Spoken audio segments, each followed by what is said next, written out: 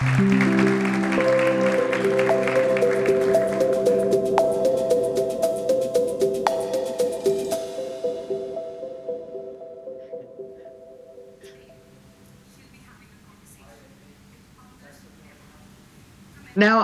I can't quite hear you. Conversation. There. You can hear me now? Now I can, yeah. All right. And But I here heard it's the super press- safe, so no problem. It was Okay. great. I loved it. I loved the opening. I loved the video. Yeah, same here. We have fantastic people here. And yeah, it takes a toll on them once in a while, you know. Yeah. So psychological safety, why do we need it as investors? And what does it look like? Well, I think you need psychological safety as investors because your success depends on your ability to make high quality bets. Now, you might not like the word bets. You might prefer decisions or investments, but make no mistake, they're bets, right? There's uncertainty in that way. And those are absolutely dependent on high quality conversations. And high quality conversations are dependent on psychological safety.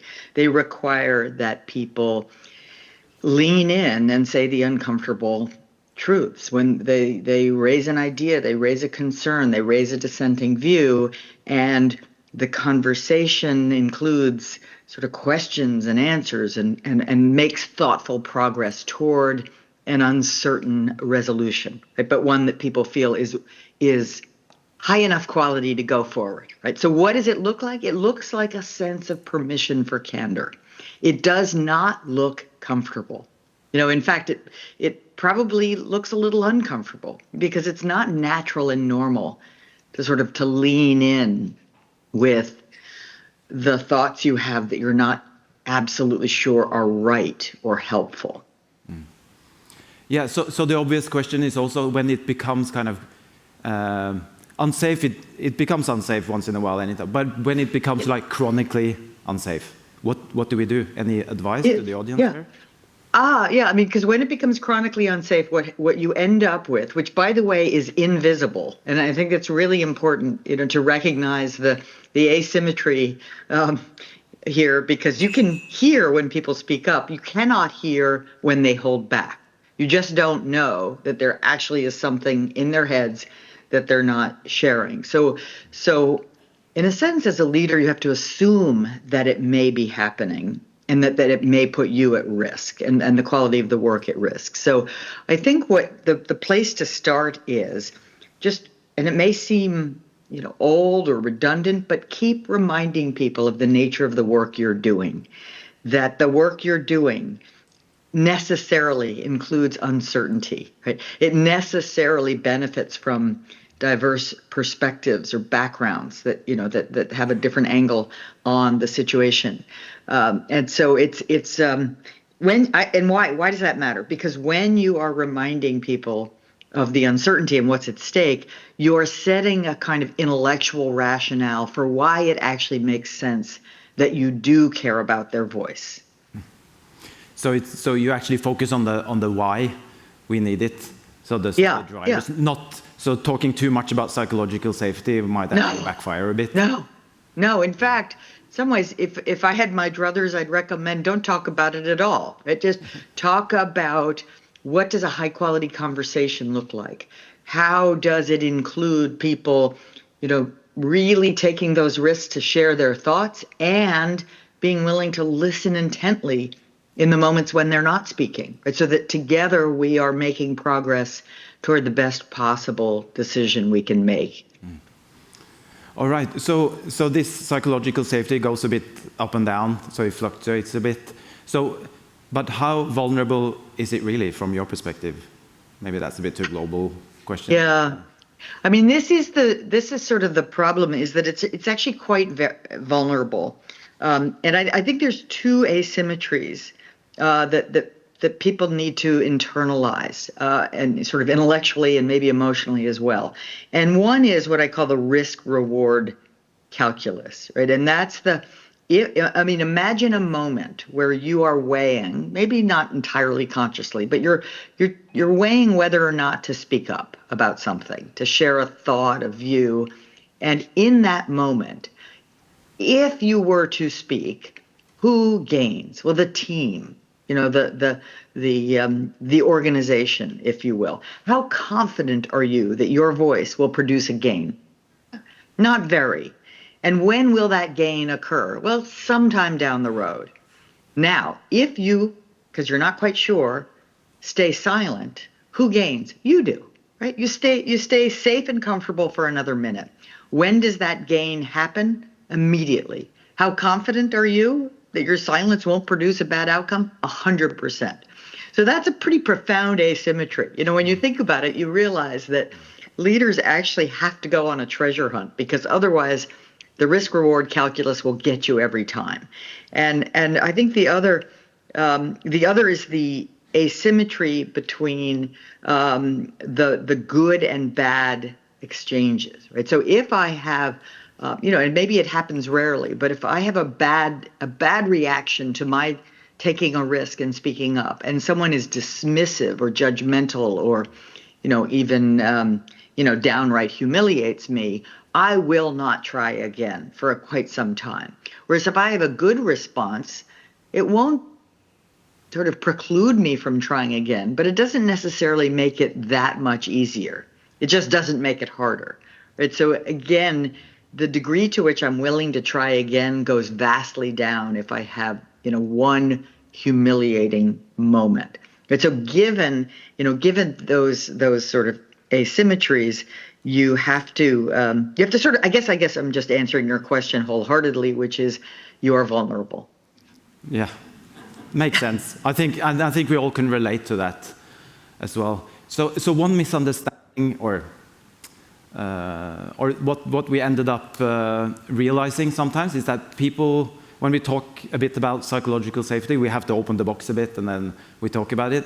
And then people maybe miss the point, so they're trying to make it comfortable, but for no particular reason, performance-wise.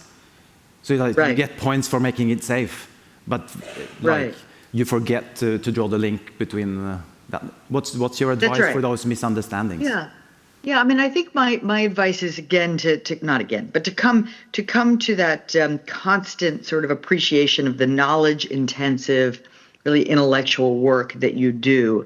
And that's different from, say, high-risk work in a power plant or an aluminum plant or something like that. But there are some ways in which you have it in common, which is that both require a sense of vigilance, of very thoughtful, conscious interrelationships with others. I'm interrelating, meaning I want to listen to you closely. I want you to listen to me closely. We want people to be paying attention.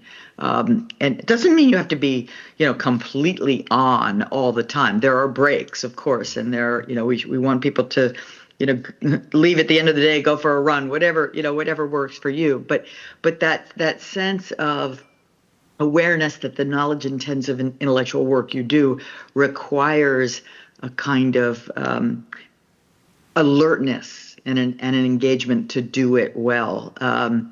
And what allows people in high-risk industries to perform well and to avoid sort of catastrophic accidents or worker accidents is not a kind of a blind spot about failure, but quite the opposite. It's like almost a preoccupation with failure. They are aware, that around every corner is a potentially fatal accident. And because of that, they sort of bring their A game to the moments that need it. And all I'm suggesting is you can bring your A game to the moments that need it. And it requires vigilance. It requires a little bravery. And it requires just kind of an appreciation for what's at stake.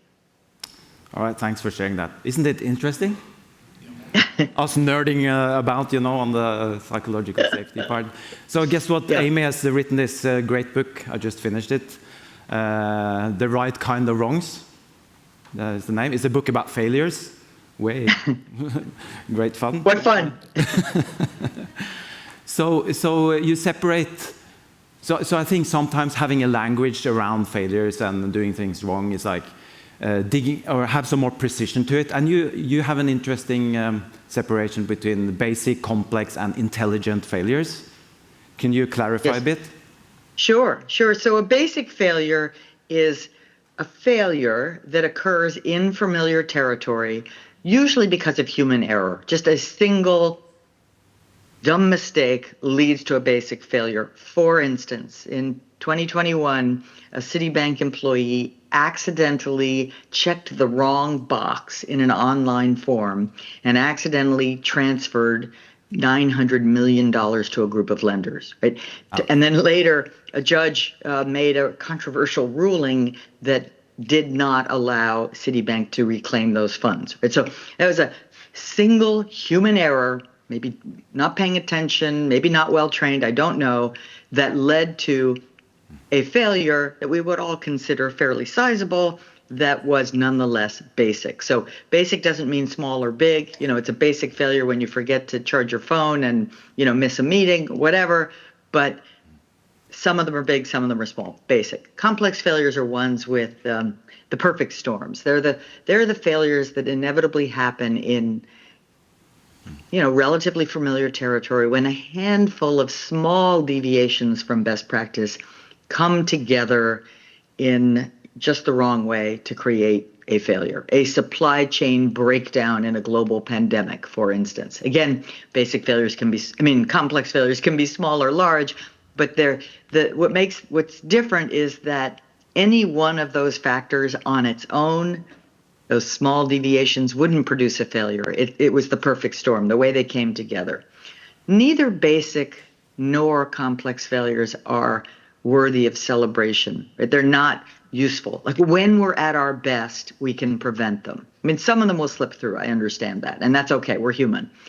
But when we're at our best, we don't need to have those. They bring us learning, but not a whole lot of new learning. In contrast, what I call intelligent failures are those that explicitly occur in new territory. They are the undesired results of thoughtful experiments.